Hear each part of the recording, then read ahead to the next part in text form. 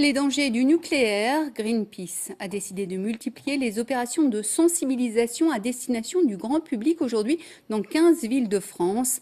À Nancy, ces militants réunis place Charles III ont dénoncé ce matin la multiplication des anomalies au sein des réacteurs français. Élise Laperdrie, Bruno Courteau.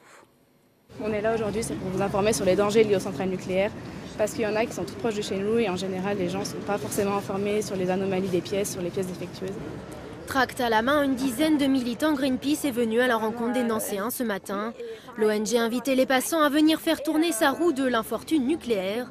Un contre-pied du fameux jeu télévisé mais sans le gros lot au bout, remplacé par une explication de Greenpeace sur sa vision du nucléaire français. Il y a un manque d'informations en fait, c'est un sujet assez complexe déjà. Le nucléaire, c'est pas simple, c'est technique. Ensuite, effectivement, dans les médias, on n'en parle pas assez. Et dans la vie de tous les jours aussi. Il y a le fait que nous, population, on n'est pas forcément au courant, enfin on est au courant de ce qu'on veut bien nous dire. Et du coup, ouais, c'est cool qu'on soit démarché comme ça dans la rue pour nous informer de petits trucs.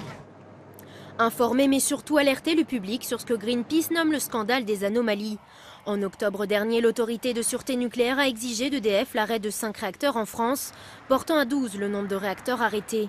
En cause, une anomalie dans l'acier entourant les générateurs de vapeur, similaire aux défauts trouvés sur la cuve de l'EPR de Flamanville en 2014. L'anomalie des pièces des réacteurs, donc il y a des pièces très importantes comme la cuve ou les générateurs de vapeur. Ça, c'est des pièces qui sont maîtresses.